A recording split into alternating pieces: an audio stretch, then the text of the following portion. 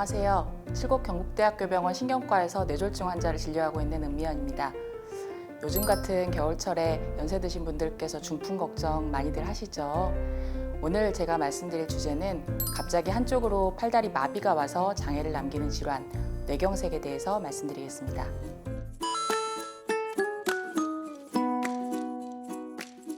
뇌졸중, 뇌경색, 뇌출혈 많이 들어보셨을 텐데요. 실제로 어떻게 차이가 나는지 정확하게 아시는 분들은 많지 않을 것 같습니다. 뇌졸중은 뇌에 산소와 영양분을 공급하는 혈관의 문제로 뇌에 손상이 오면서 신경학적 증상을 유발하는 질환입니다. 뇌졸중은 뇌경색과 뇌출혈로 나눌 수 있고요. 뇌경색은 혈관이 막혀서 혈류가 줄어들면서 뇌 손상이 오는 질환이고 전체 뇌졸중 환자의 약 80%를 차지합니다. 뇌출혈은 반대로 혈관이 파열되어서 터져서 혈액이 뇌에 고이면서 뇌 손상이 오는 질환이고요. 이렇게 뇌경색과 뇌출혈은 발생 기전도 다르고 치료 방법이 완전히 다르기 때문에 전혀 다른 질환입니다.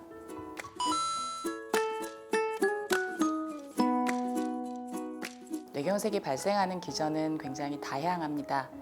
대표적인 질환이 죽상경화증입니다. 요즘에는 건강검진을 받은 뒤에 경동맥이나 뇌혈관에 혈관이 좁아졌다고 외래 진료를 많이 보러 오시는데요.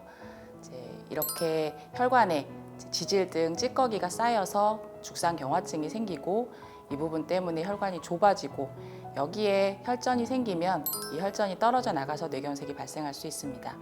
뇌 혈관이 점차 좁아지다가 완전히 막히게 되면 큰 뇌경색이 생길 수도 있고요. 이 밖에도 꼭 뇌혈관 외에 심장에 심방세동 등 부정맥이 있다거나 심근경색, 판막 질환이 있는 경우에도 심장 내에 혈전이 쌓여서 그 혈전이 떨어져 나가서 뇌혈관을 막으면 뇌경색이 생길 수 있습니다. 또 고혈압 등의 질환이 있을 때 뇌로 가는 작은 혈관이 막혀서 열공성 뇌경색이라는 작은 크기의 뇌경색을 만들 수도 있고요. 하지만 뇌경색이 크기가 작다고 하더라도 마비 등 증상은 심할 수 있기 때문에 이 부분에 대해서 주의하는 것이 필요합니다. 이외에도 혈관 박리, 모야모야병, 카다실 등 조금 더 드물고 희귀한 뇌혈관 질환이 있는 경우도 뇌경색이 발생할 수 있습니다. 뇌경색 기전에 따라서 질환의 심한 정도, 그리고 재발 확률, 그리고 어떤 약물을 앞으로 써서 예방해야 될지 이런 부분이 달라지기 때문에 뇌경색 기전을 확인하는 것은 중요합니다.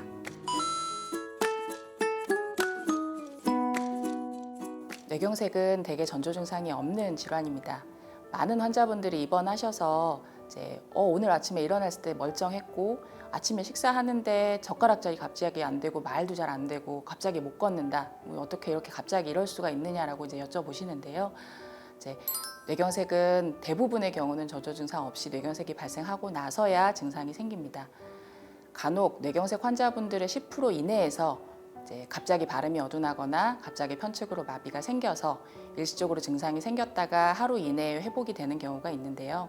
이러한 경우를 일과성 허혈 발작이라고 이야기하고 이러한 경우는 치료를 하지 않으면 뇌경색으로 재발할 수 있기 때문에 빨리 검사를 받고 치료를 하는 것이 필요합니다.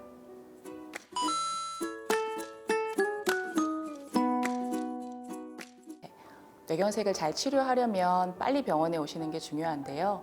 뇌경색 의심할 만한 증상을 잘 아셔야 병원에 빨리 가실 수 있겠죠. 그래서 그 증상을 잘 아시는 게 중요합니다. 대표적인 증상은 많이들 아시는 편측 마비입니다. 한쪽 얼굴 혹은 팔, 다리 쪽으로 마비가 생길 수 있고요. 힘이 빠질 뿐만 아니라 어떤 경우는 감각이 둔해지는 경우도 있습니다. 발음이 갑자기 잘 안 되거나 말이 갑자기 잘 안 나오거나 말이 잘 이해가 안 되는 경우도 있고요. 혹은 시력이나 시야장애가 생길 수도 있어서 한쪽으로 시야장애가 생겨서 뿌옇게 보인다거나 한쪽 시력만 갑자기 떨어지는 경우도 있습니다. 어지러움증이 생길 수 있는데 그때 균형장애가 생겨서 비틀비틀하고 잘 못 걷는 보행장애가 발생할 수도 있고요. 뇌경색이 크기가 크거나 위치에 따라서는 의식저하로 발생할 수도 있습니다. 뇌가 하는 기능이 워낙 다양하기 때문에 뇌의 어느 위치에 뇌경색이 생겼는지에 따라서 증상은 다양하게 나타날 수 있습니다.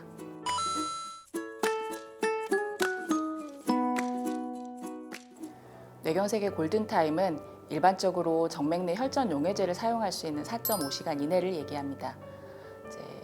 뇌 혈관이 막히면 1분마다 신경세포가 대략 190만 개씩 죽어간다고 하는데요.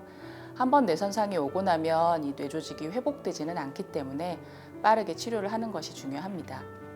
증상 발생 후에 병원 내원까지 시간이 오래 지체가 되면 치료를 받을 수 있는 기회 자체도 줄어들고 치료를 혹시 받더라도 치료 효과가 떨어지거나 출혈 등 합병증이 더 발생할 수 있기 때문에 빠른 치료가 필요하겠습니다.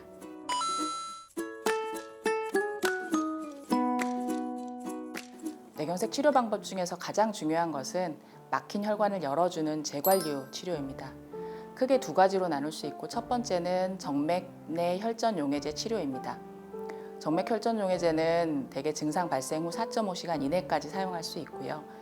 그리고 일반적으로 TPA라고 부르는데 혈관을 막고 있는 혈전을 녹여서 환자의 증상 회복을 기대할 수 있습니다. 두 번째로 동맥 내 혈전 제거술의 경우는 뇌혈관 영상에서 큰 혈관이 막혀 있는 경우에 대퇴부 큰 동맥으로 카테터를 삽입해서 혈전 제거용 스텐트 등 기구를 사용해서 혈전을 기계적으로 제거하는 방법입니다. 주로 증상 발생 후 6시간 이내까지 시행할 수 있고, 하지만 최근에는 뇌혈관이 막혀 있고 이 혈관을 열어줬을 때 아직 살릴 수 있는 뇌가 남아 있다면 증상 발생 후 24시간까지도 시행해 보기도 합니다. 만약에 이런 재관류 치료를 받을 수 있는 시기가 지났거나 혹은 그 재관류 치료 대상자가 아니라고 하더라도 뇌경색 초기에는 증상이 재발하거나 악화될 확률이 높기 때문에 아스피린 등 항혈전 약물 등 치료를 받는 게 중요하고 혈압, 혈당, 체온 등을 관리하는 급성기 치료가 필요합니다. 이러한 치료는 주로 뇌졸중 환자를 집중적으로 관리하는 뇌졸중 집중치료실에서 이루어지고요. 이러한 급성기 치료가 환자의 기능 회복에 중요한 영향을 미칩니다.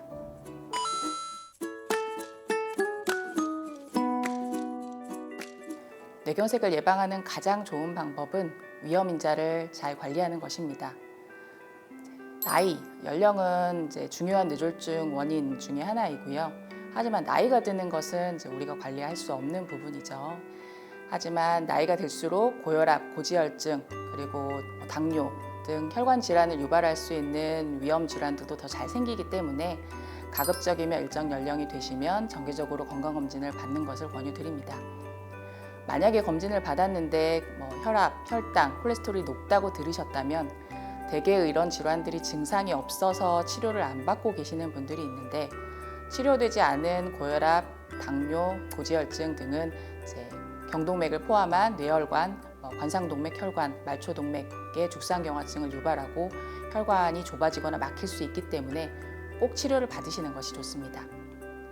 만약에 이미 뇌경색 혹은 일과성 허혈 발작을 진단받으신 경우라면 그 원인에 따라서 복용하고 계신 항혈전 약물을 잘 복용하는 것이 가장 중요합니다. 항혈전 약물은 뇌경색의 재발을 예방할 뿐만 아니라 혹시 약을 복용을 하다가 뇌경색이 재발하더라도 약을 복용하지 않은 분들에 비해서는 후유증을 덜 남길 수 있기 때문에 규칙적으로 약을 잘 복용하는 것이 필요하겠습니다.